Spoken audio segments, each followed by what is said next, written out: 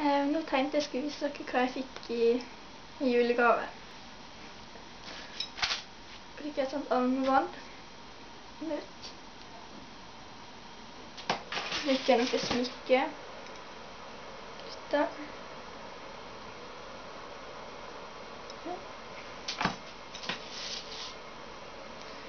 Sånn blomster.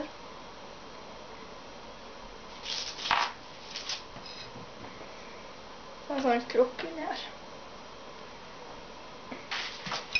Så fikk jeg litt klær.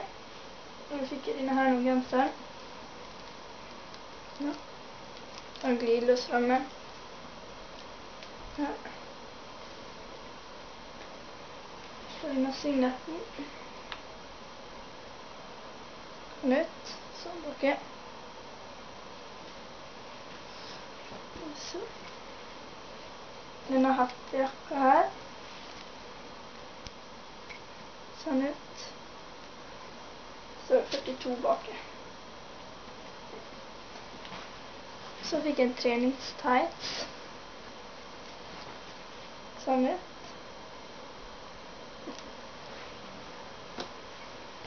Så fikk jeg en veldig utjustende ting. Og da fikk jeg denne her nå. Så jeg skal på skrivepulten min. Og så fikk jeg sånn her nå. Ja. Og så fikk jeg noen sånne kort med bilder på. Sånn her. Ja. Og så klistermerke.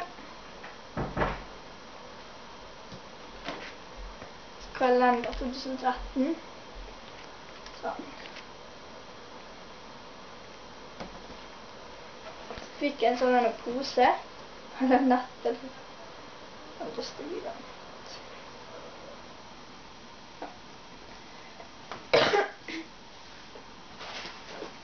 Så denne veska her.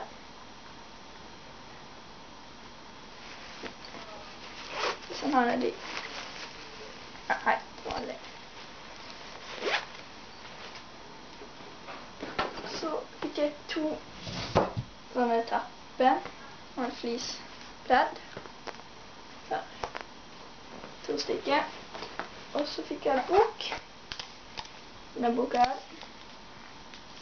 Gleder meg veldig til å lese i. Veldig tjukk da. Sånn. Og så fikk jeg jo denne hjerteputa. Her nå. Så sånn hue. Det står Bieber Fever på.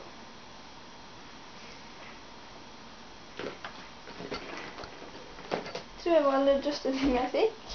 Nei, sant at det. Ja, helt skilt. Og så fikk jeg sånne Nike Freerun sko.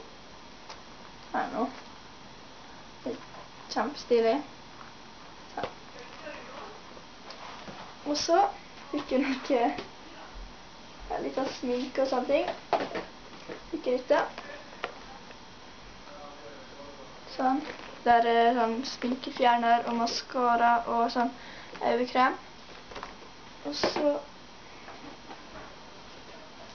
noen neglelakker og litt sånn neglefil og eyeliner og sånt. Så sånne lykkasser. Oppside da.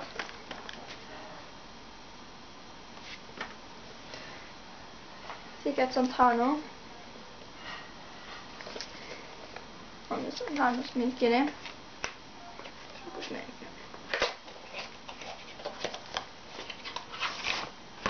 Ser sånn ut.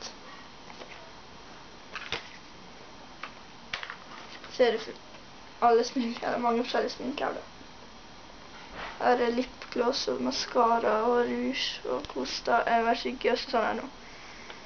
Foundation eller sånt.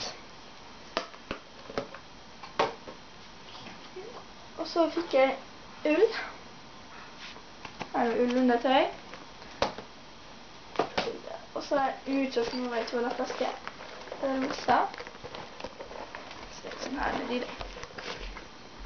veldig stort glass. Så tar jeg sånn. Fikk et gavekort. Så fikk jeg mange drikkeflasker. Fikk jeg sånn her. Så går den ut sånn her da. Så dine drikkeflasker. Og masse sånn ut på. Fikk jeg dine drikkeflasker. Og denne her nå.